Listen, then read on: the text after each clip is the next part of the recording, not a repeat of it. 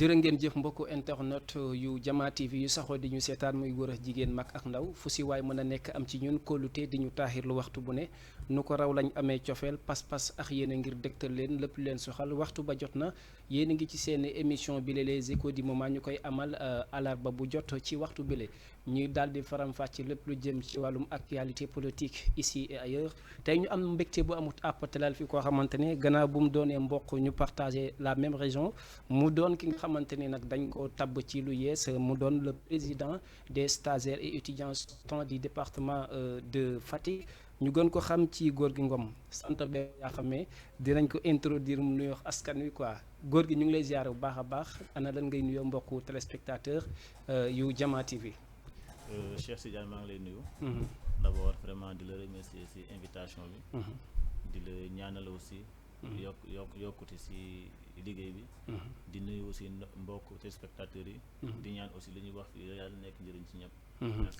macha allah mu daal di am solo dañ leen diggoon direct bi mais comme li ñuy waxee les aléas du métier moo ñu daal di ndog benn panne technique ba tax na émission bi dañ koy enregistré mais bu yoon jeexul waaxisul du jeex comme nag temps bi dañoo dab dañuy dem ci droito bi rek daal di waxtaanee li nga xamante ne moo jëm ci paline bu yees biñ la teg ca université Cheikh Anta Diop pour ñi la xamul ndax da nga jiite ay étudiants boo ñu bëggee boo ñu mënee defaral benn introspection ci yow yaay kan neexut a wax mais benn rappel bu briefing quoi.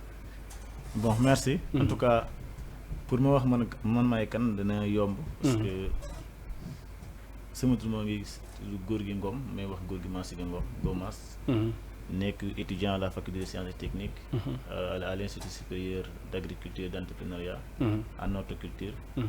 nekk aussi nouveau président de l'amicale des stagiaires et étudiants du département de Fatick.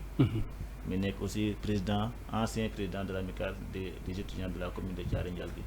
En résumé loolu mooy sama présentation. ok mu daal di am solo dañuy taxaw ci université Cheikh Anta Diop jóge ngeen ci ay élections pour njiit kuy diriger département bi ban jàngat nga ci am déroulement bi ban expérience ak ban loo xamante ne lu yees nga ci jàngatee en grosso modo.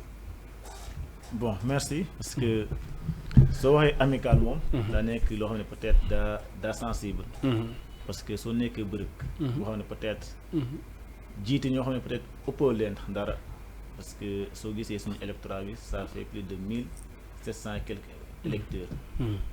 c'est-à-dire ñoo xam ne peut-être ñoo ëpp xam-xam. ëpp le diplôme nga jiite leen. donc su ma la waxee ne aussi élection yomboon na aussi damay wax li ma neex. parce que si on parle de l'ASEF on parle d'une amicale départementale mooy amicale moom daa regrouper toutes les 17 communes du département te aussi yaatuwaay bi aussi fu mu daa yàgg aussi parce que l'ASEF si je me trompe pas est créé en 1994 macha allah autorité yëpp ñu bëri jaar foofu comme les cas de Moïse Sarr Thierno Sylla jaar foofu donc soo ñëwee ba foofu aussi da ngay am problème nga nekk ndaw di nga am problème peut-être wala nga ragal sax pour gérer ko mais heureusement peut-être soo amee ginnaaw da nga am peut-être ñi la bëgg aussi day yomb ci yow mais déroulement élection yi moom métti na méttiwul parce que soo waxee amicale départementale nga wax élection day laaj finance day laaj aussi ressources humaines mais heureusement mënoon ñu wax ne peut-être ressources humaines nekkul woon problème parce que comme yàgg na université dund na ñoo xam ne peut-être même soo jàppee si loo xam ne peut-être sa yaakaar na du kii sa dañ la gunge donc vraiment ça sera une occasion ma remercier parce que métti woon na trop parce que soo waxee département lu étudiants yëpp yaa leen war a jëndal carte membre ci région bi wala ci département bi quel département de département de Fatick de Fatick ok parce que ça regroupe 17 communes 17 communes la te gis nga étudiants yooyu bien vrai que soo leen bàyyi woon mën nañ jënd carte yi mais yaay dem wuti accompagnement pour ñoom nga jëndal leen carte yi te su nee naa la fichier bi ça a été au nombre de 2100 et quelques étudiants ñoo jënd nañ carte membre pare pour voter mais malheureusement taux de participation moo ngi nekkoon ay 1782 électeurs ñoo xam ne ñoo voté. ok à quoi servaient exactement les cartes wax nga carte léegi. bon soo waxee carte membre parce que pour nga identifier wu si amical bi il faut nga wone loo xam ne peut-être tu es dans le département. ok pour nga am carte nag il faut nga nekk natif du département wala nga jàngee si département bi c'est-à-dire loolu pour nga am identité mun a voter quoi. ok loolu mooy rôle ak carte membre bi. ok mu daal di am solo tey li nga jiite lan mooy mission bi nga xamante ne muy yow ñi la fi jiit ak ñi nar a topp sa kaw buñ ne diw moo jiite étudiant stagiaire dañ koy tëb di dégg ñenn ñi dañuy jàpp ne maanaam loo xamante ne daal comme bu mbaay la maanaam duñ comprendre l'enjeu alors que maanaam lu sérieux la tey lan mooy sabab bi ak mission bi nga xamante ne war nañ ko xaar mu jóge ci yow dem ci ñoom sa mission exactement. bon comme ni nga ko waxee rek parce que en général soo gisee peut-être animation élection yi la majeure partie mën nañu yaakaar ne am na loo xam ne peut-être di nga si jëlee mais peut-être xanaa servir étudiants yi kese moo ñu poussé si loolu. parce que man moom pour man parce que dafay amical ASEF ça regroupe les 17 communes. soo demee chaque commune am na amical. mais ASEF nag mooy amical maire bi. amical moo regroupe les 17 communes. mais objectif man sa objectif actuellement c'est de réunir la couche estudiantine. autour d'un seul objectif. macha allah parce que li ma koy wax rek ça mënoo diriger benn structure mu am dispersion. parce que ASEF du ASEF bu Thiaré. du ASEF bu Fimela. du ASEF bu Patar mais ASEF bi ñëpp la da ngay def moom son premier objectif. mooy nga réunir sur un même objectif. ñoom ñëpp ñu booloo nekk benn. damaa jàpp ne suñ booloo rek. xam ci li nga nekk rek. ça ne sera pas difficile pour nous. mais aussi comme ni ñu ko waxee c'est-à-dire pour nga diriger amical sooy jiite ñoo xam ne peut-être ëppoo leen dara. da ngay teg lépp ci kaw table bi. loolu laa gëm. soo amee 100 francs. teg ko ci table bi man lii lañu am. étudiant c'est-à-dire bañul dara mais aussi. bëggul dara aussi. ok moo ma koy wax parce que suy gis. amul problème mais xam nga lan moo woon. nga jiite leen ngay jot quelque chose xamuñ fan lay dugg ou pas. mais moom parce que man xam naa ne man awma loo xam ne peut-être mën naa ko génnee si sama personnel. dugal ko si ASEF. mais suñ ma joxee quelque chose. ce qui mu concerne ASEF. naa ko teg si table bi ñëpp xam ne lii la. ça loolu mooy c'est-à-dire tax c'est-à-dire nga am benn affinité ak étudiants yi.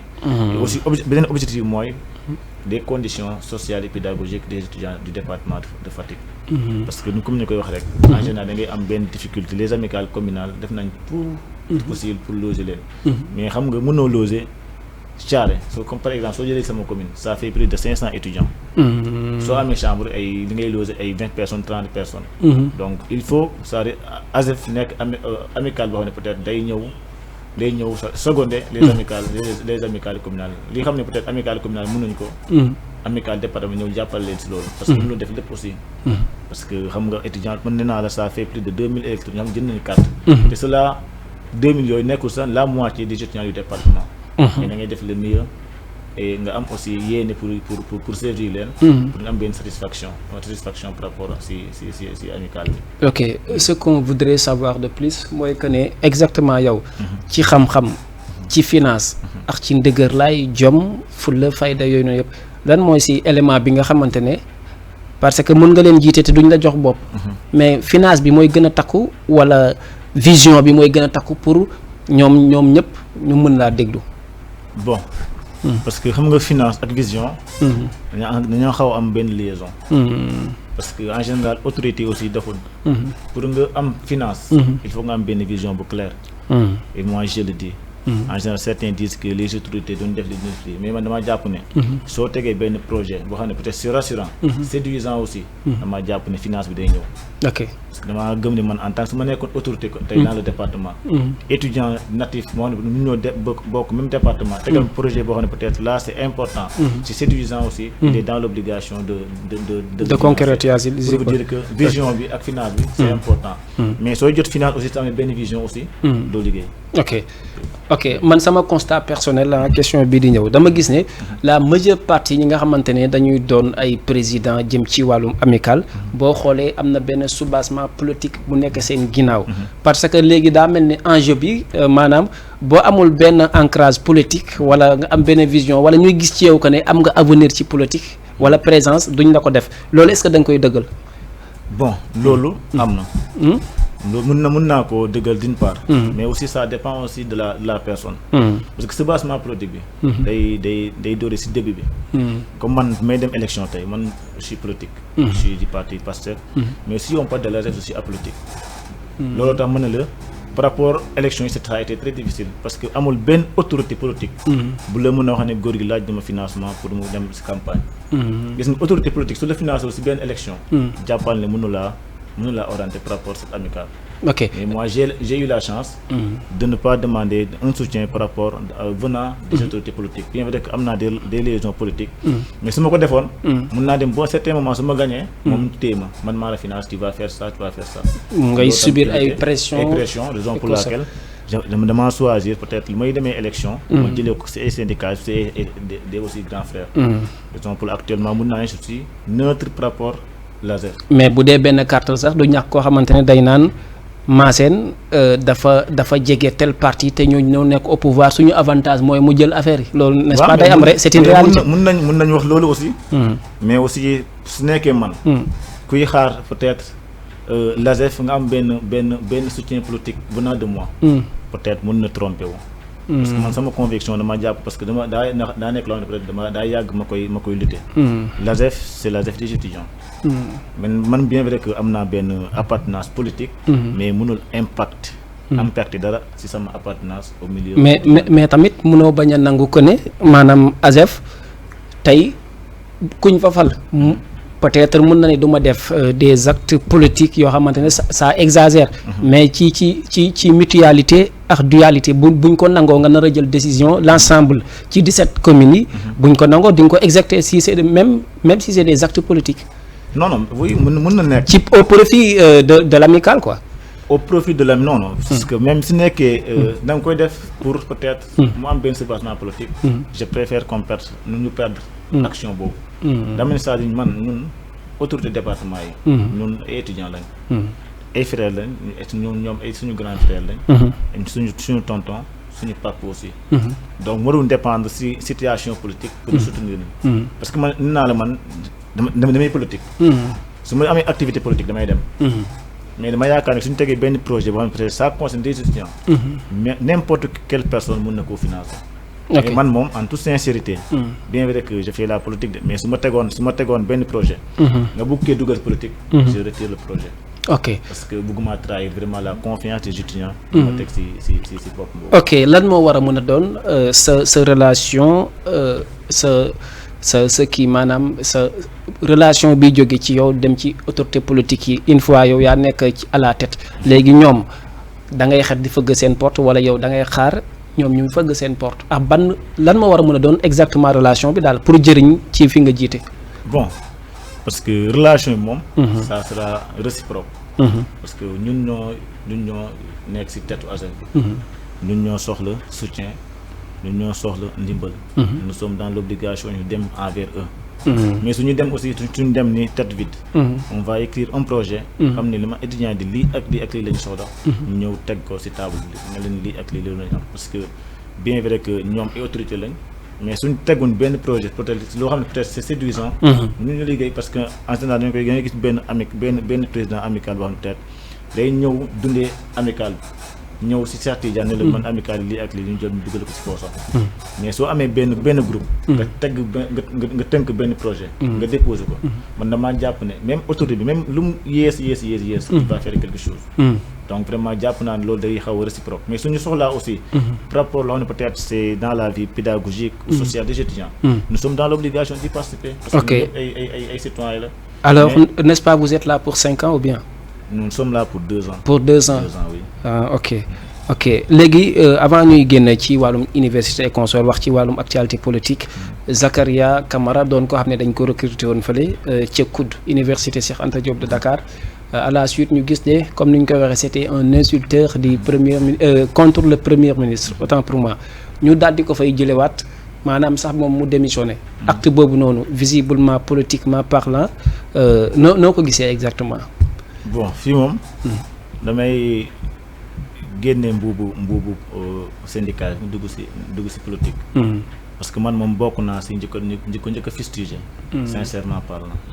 parce que si on parle du projet PASTEF daa am peut-être daa am ñu ko porté woon te on a des têtes dans le parti am nañu xam ne peut-être mun nañ lépp mais soo gisee koo xam ne peut-être daa pare woon pour peut-être tilimal le projet man moom sincèrement parler je suis pas pour ñu jël ko dugalaat ko ci biir et aussi bien vrai que warul am nomination warul am question politique mais aussi sooy nommer aussi il faut nommer aussi un exemple personnellement man bokk naa ñu ko doon fustiger que de quelle manière maanaam rafetlu liñ ko signalé dàq ko wala niñ ko recruter woon et consort ou bien non parce que man su may fustiger sax mën naa peut-être wax par rapport au DG parce que DG su gisoon peut-être cursus ko par rapport le parti PASTEF warul woon sax dugal ko par rapport les jeunes de PASTEF parce que waroon na ko gëstu wax man loolu laa gëm parce que amul lu mu waxul c'est le premier ministre te aussi si on parle du projet de PASTEF aussi moom moo tax génne le premier ministre Ousmane Sonko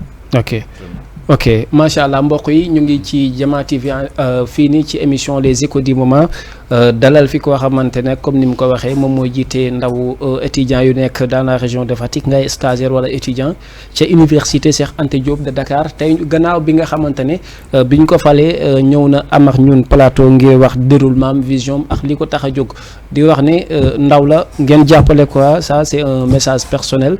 parce que tamit nee nañ bu yoon jeexul waaxi sudd jeex te nit ki lépp loo songu daan ko rek du benn loxo koy def fukki loxo ñoo ko kii te Fatick benn la Sine benn la ba tax na dañuy dugg ci politique maanaam tey ANSD def génne benn rapport de l'année 2023 daal di xam ne que ne maanaam jigéen ñi limu jigéen ñi ñoo ëpp limu góor ñi muy benn di xam ne tamit limu célibataire yi nga xamante ne ñu jigéen ñi ñoo ëpp ñu góor ñi waxaat ne tamit maanaam limu taux de scolarité Sénégal jigéen ñi ci ëpp rawatina fële ca région bu Casamance Ziguinchor léegi noonu boo dégloo yenn activiste wala chroniqueur dañ lay naan politique boo xamante ne ñi fi jiit ñoo ko defoon maanaam faible taux de natalité politique boobu ban impact la war mën a am ci réewum Sénégal. Bon, merci. Si avéré quoi. Si avéré, oui. Parce que mun naa si wax tuuti. Parce que xam nga temps yi mun naa la wax ne peut-être je suis très ma xaw a déconnecté par rapport à l'actualité. L'actualité, ok. Affaire bee tax quoi. maa nekkoon si élection. ok looloo tax. mais suñu waxee aussi. parce que soo waxee peut-être taux de natalité. daa xaw a faible par rapport si au Sénégal. ñoom peut-être waa ANSD mën nañ def constat boobu. mais soo nekkee si dans un milieu. mënoo def constat boobu raison pour laquelle. nga wax ne si c'est avéré. surtout si c'est avéré. parce que man li may gis. ak ñoom li mu wax taux de natalité aussi. day xaw a gisoo ne c'est la même chose quoi. ok concernant aussi comme célibataire yu jigéen ñoo góor yi aussi c'est évident. parce que loolu tax peut-être même soo demee c'est normal. parce que yàlla moo njëkk wax ne benn góor mun na am 4 jabar. donc normalement ça même suñu ko waxee aussi mën naa koo gëm. parce que jigéen ak instant yi jigéen ñoo ëpp góor yi par rapport ici au Sénégal. mais aussi taux de scolarité aussi man moom comme li ma la wax rek je suis un peu déconnecté par rapport à l'actualité mais man damay wax par rapport mon constance peut-être lu ma macha allah non je comprends mais aussi temps yi aussi da ngay constater ne c'est-à-dire les garçons dañuy commencer di relâcher par rapport les études loolu moom constant boo xamante ne gis naa ko. man même soo gisee résultat yi bac yi da ngay yaakaar ne da ngay gis ne jigéen ñi ñoo gën a kii quoi. ñoo nekk à la tête des résultats. donc aussi vraiment gëm naa ne peut-être xanaa état bi war na def quelque chose peut-être sensibiliser. parce que amoon nañu problème pour scolarité des filles. actuellement nag day commencer di évoluer mais góor yi aussi mooy reculer. peut-être le gouvernement va faire quelque chose par rapport à cette situation. pour lutter contre quoi. léegi visite du président du ministre autant pour moi Ousmane Sonko ca Touba. comme ni ko yenn kaay yi xëyee fësale mu ne monsieur le ministre Ousmane Sonko suit les pas du président Diomaye maanaam toppandoolo daal ñeneen ñi nee nañ bu ko deful xam ñeneen ñi nee na maanaam kii la maanaam habitude la daal ça a été maanaam lu war a mën a am la quoi selon yow noo ko gisee ak le ministre bi fa dem. bon man moom damaa jàpp ne rek c'est un ministre. bu war a dem seeti. C'est une autorité boo xam ne peut-être il est une personne essentielle dans le pays. damaa jàpp ne chaque semaine su ko mënoon sax. dem seeti ñooñu. mais aussi par rapport day toppandoo ou pas. am na droit aussi toppandoo parce que. Diomaye c'est le président. même daal bi la quoi. donc référence la pour ñun. ok donc Diomaye su defee quelque chose Ousmane Sonko su ko mënee def. mun na ko def aussi. mais damaa jàpp ne c'est en tant que moom personne premier ministre la. ak aussi khalife général. boo xam ne peut-être day def lépp lu mu mën si réew mi. donc il est dans l'obligation aussi mu dem rendre ko visite mu ñaanal ko aussi. si aussi nawet bi lu ñuy dugg si inondation yaa ngi nii. moo ngi ñëw xam nga aussi nawet. danger mu am mu ñaan aussi si réew mi am jàmm man loolu laa si jàpp wax dëgg. ok mais nekkul ay toppandoo wala politique change yooyu. ok ci inondation boobu noonu li xew ca Kaolack xew fii quelque part ci ay Dakar Kër Massar et consort ñu gis ne ministre bi ngànk wàllum li ni mel daal dina fay dem après dans ce cas yow mu doon loo xamante ne nee nañ première pluie dëkk bi taa. deuxième chose ñu ne defoon nañ ci 60 milliards ci côté Lassana Gagny Sakho deuxième bi ñu ne 700 milliards yu ñu defoon maanaam ngir lu jëm ci wàllum inondation nguur gële daal dinañ koy saax-saaxee nguur gi nag bi ñu fa demee am na ko yëkkati ay kàddu ne dinañ leen ko baal ren mais dëwoon duñ leen ko baal nooy dundee comme ku bokk Pastef critiques yi nga xamante ne même des faits naturels dañuy jël ay critiques tegaat ko ci kaw Pastef est-ce que yéen fi ñu jëm gëm nga ne dina neex ci yéen. non mënul neex moom. parce que Pastef mooy parti boo xam ne peut-être. amul lu mu déggul. te aussi ni mu gagné élection yi aussi. nañ préparer aussi ça ne sera pas facile aussi pour eux. parce que wax nga ko léegi. nee na def nañ plus de 700 milliards pour inondation yi. mën nañu koo def nag financièrement.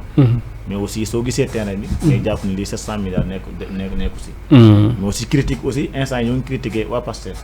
te pourtant Pastef bu ñëwee si gouvernement ak léegi defagul même pas 3 mois. donc damaa jàpp ni ñoom c'est-à-dire waa Pastef instant yi si début bi lañu nekk. mais li joué nekkoon lépp que ce soit mu baax ou bon. c'est-à-dire c'est le régime sortant. donc damaa jàpp c'est-à-dire année bi. dama yaakaar ni mën nañu am benn tolérance boo xam ne. ñu bàyyi leen ñu patiente mais déwén moom. mais déwén buñ ko sauvegarder woon gëm nga ne ci ñoom la. man moom si Pastef moom mais inondation si continuer ba déwén.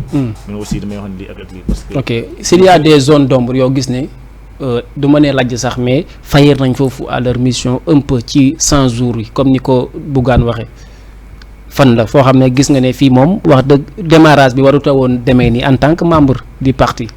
bon xam nga nit n'est parfait. su ma toogee nii ne. def nañ à 100% aussi lu baax aussi. maa ngi wax lu yàlla bëgg parce que yàlla kese moo. mais aussi pour ma gis lu constant peut-être leer nañu xam ne fayir nañ foofu. day xaw a compliqué aussi. man li may préciser rek. mooy ñu xaw a concentrer aussi sur l'emploi des jeunes et la formation aussi des jeunes. parce que foofu damaa jàpp ne il y a un peu de retard par rapport. ñu farlu ci. exactement farlu ci quoi. xëy ndaw ji ministre de la jeunesse. ñu xaw a communiquer par rapport la jeunesse. parce que en général man rarement laay gis mu génn di wax par rapport ci jeunesse yi. loolu moom c'est un constant loo xam ne gis naa ko. parce que man dama koy wax bien vrai que je suis politique. mais su ma gisee dara rek dama koy wax. ok le ministre de la jeunesse il est temps vraiment mu def quelque chose nga xam ne peut-être jeunesse duñu ko gis. nekkul peut-être. foofu nga gis zone d'ombre daal. ci côté boobu zone d'ombre foofu moom. xaw naa des tuuti. ok muy génn di wax ak jeunes yi. aussi le ministre aussi de l'emploi aussi. man mii sax mënuma ne kii mooy ministre de l'emploi. ba tey il est dans l'obligation vraiment mu génn. ok génn wax ak ndaw yi. ok léegi yow maanaam nee nañ lu ci toll ñu ci téeméeru ndaw daal di faatu wala réer ci waaxu Sénégal yi ci côté immigration clandestine bi ñu ne le président Diomaye àdduwu ci loolu noonu si vous suivez l'actualité loolu c'est dans l'oubli ou bien c'est dans l'exagération ou c'est ça dans sa propre volonté. non xam ne wax naa la ko léegi. actuellement dama xaw a déconnecté aussi. mais il paraît que yow da ngay daw question politique yi ah. non dama gis ne bi ngay wax ci université vous étiez à l'aise. À l'aise oui. mais ci politique bi pourquoi bëggee ci àddu. wala beneen phase bu bees nga bëgg a woon étudiants yi quoi. non moom je suis constant ci domaine boobu. su ma gisee dara. ok su ma gisee dara mu leer ma.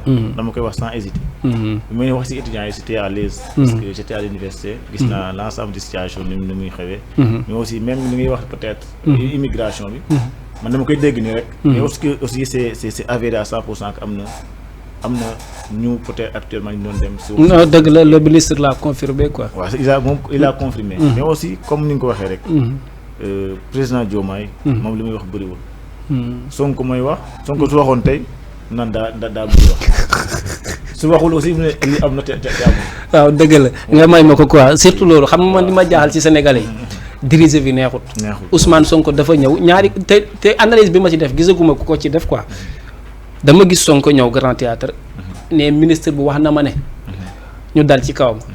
mu dem Anse Bernal ak Colobane ne ministre bi li mu def yëgu ma ne ñu dal ci kawam bu nee yëg naa ñu dal ci kawam bu nee yëgu ma ñu dal ci kawam.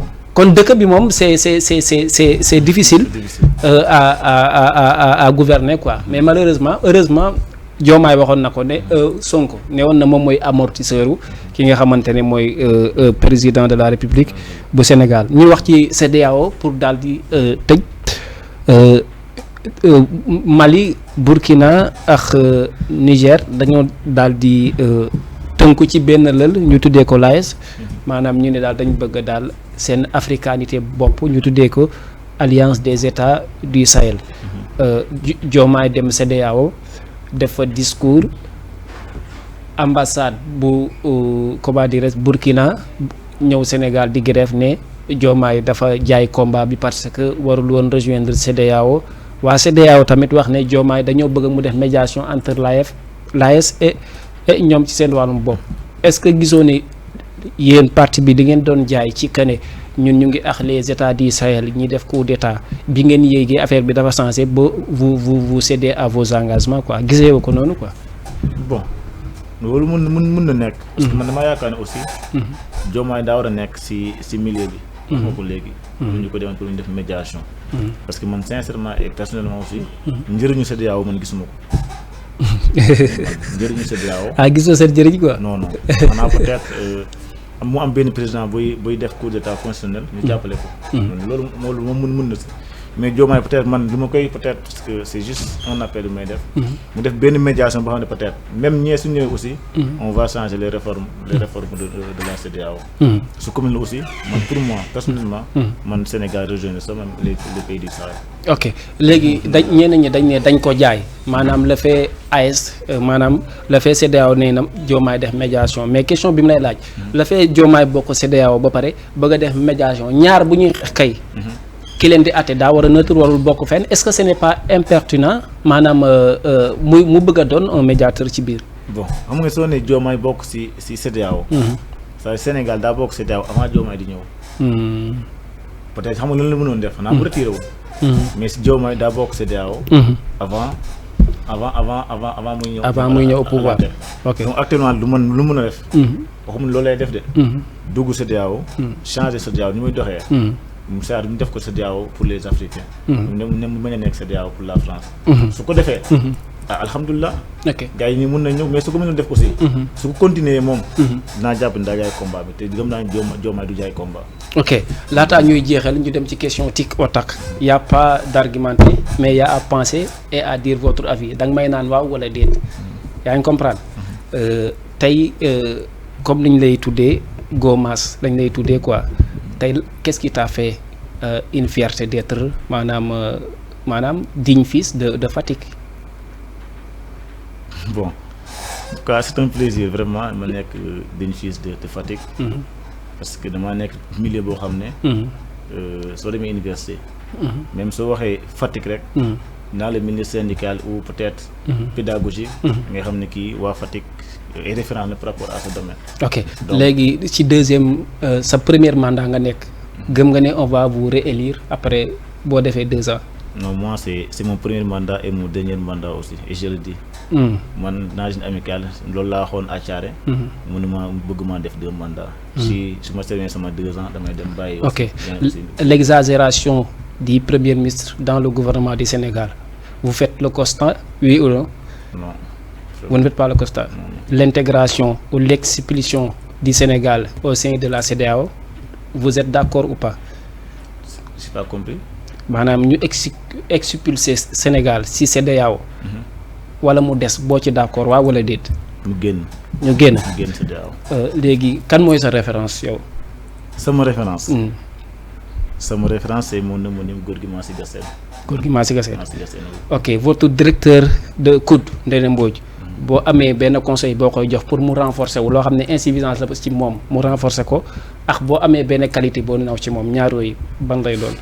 Ndéné en tout cas benn qualité de peut-être mën naa ne lu mu nekk patriote. Parce que si on dit patriote c'est-à-dire moo bi nga gëm ko. c'est une référence aussi pour moi mais aussi lu mu war a def. mu nekk fii DG des étudiants. mu ngi nekk DG Pastef ou DG coalition Diomaye mu yemale les étudiants contrat yi aussi ñu jox ko aussi ñu ko yelloo waaw. ok kan nga nekkoon président bi fi nga nekk nii. Moussa Thiam de Diofior Moussa Thiam. oui félicité ma vraiment. ok gisoon nga ne daal il était comment nan lañ koy waxee sax lu mën a sportif sax mais fair play bi mu fa quoi. Bon mun naa wax parce que c'est un grand frère parce que bien vrai que on était des opposants parce que Diofior on était des opposants parce que si beneen candidat la faroon mais aussi vraiment il est fair play parce que man maa ko war a baalu ak parce que c'est un grand frère parce que soo nekkee ci grand frère ci terrain bi aussi même lu mu la war a mun na def aussi mën nga koo ignorer mais ñun ñoo ko warul def quelque chose c'est une occasion aussi de présenter des excuses ci moom luñ suñ ko waxee loo xam ne peut-être dérange na ou pas ñoo ngi vraiment présenter nos excuses. Dernière question ci seen élection yi passé bi maanaam ban acte nga ci def di ko rëccu naan buñ demaatoon élection du ko def ak ban acte nga ciy naw ba mais élection bu ñëwaatoon dinaa ko def exactement pour compter quoi. Bon en tout cas je ne pense pas que def naa benn acte bu négatif mais peut-être acte positif xam peut-être maa ngi koy gis nii mooy acte bu président Diomaye mooy le président de la faculté des sciences et techniques. Il est du département, il est de Loul Sessène, de la commune de Loul Sessène. Parce que moi, j'ai créé une liste pour mes élections.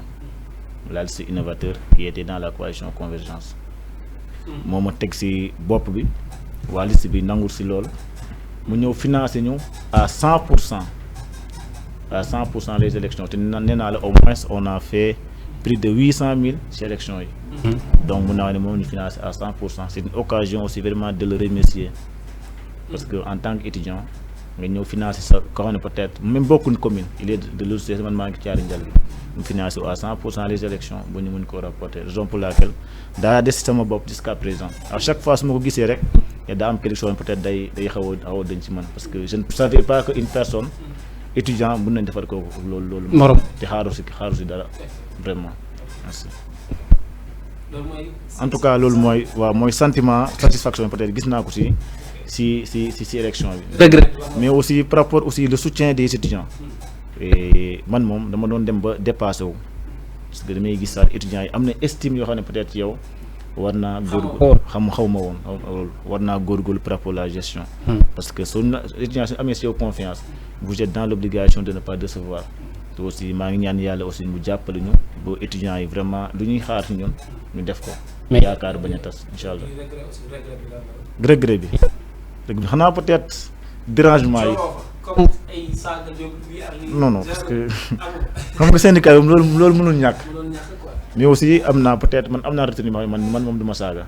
sincèrement mun naa bañ mun naa wax lépp mais du ma saaga mais aussi mënuma ñàkk a tooñ parce que nit laa rek mun naa wax quelque chose jàpp ne maa ngi si logique te nekk ma si logique raison pour à chaque fois je passe rek da ngay jégalu c'est une occasion aussi de présenter mes excuses à l'ensemble des étudiants du département de Fatick parce que de un mun naa wax nit lu ma ko warul wax déranger naa les étudiants yi yaakaar naa leen jàng tax aussi concentré wuñ di remercier aussi le comité électoral avec Emmanuel Eni parce que ma nekkoon président comité électoral bi di leen di baalu ak bu baax aussi di leen di remercier aussi di leen wax ne aussi gis nañ benn élection bu libre aussi transparent vraiment merci.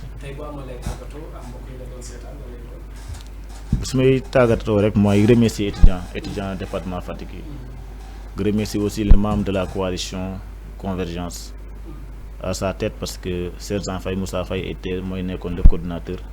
di ko remercier bu baax aussi vraiment ci liggéey bi mu def di remercier aussi mon directeur de campagne Doudou Dione di remercier aussi les candidats de coalition qui étaient Babacar Thior de Fimela Boubacar Ndiaye de Fatick Cheikh Diouf de Mbelaka Diaw et aussi Babacar Ngom de Thiaré Ndialgui maa leen di remercier bu baax di leen remercier aussi ci confiance bi ci aussi humilité bi parce que ñoom tamit ay candidats lañu woon ñu bàyyi pour man te mën naa ne peut-être en matière de syndicalisme ëpp ma leen dara mais ñu am humilité aussi bàyyi ma donc maa leen di remercier bu baax a baax a baax di remercier aussi l'ensemble de nos frères yoo xam peut-être accompagné nu ma financièrement matériellement et moralement aussi pour ñu mën a remporter les élections di la remercier aussi yow tamit parce que di la ñaanal yàlla def grade bi gën a yokk parce que yaa ngi def liggéey bu rafet macha allah ñu lay ñaan lu baax a baax a baax ne leen aussi du nekk la première fois si ñëw on va continuer aussi de venir ici vraiment pour échanger en tout cas merci maa leen di remercier bu baax a baax a baax merci.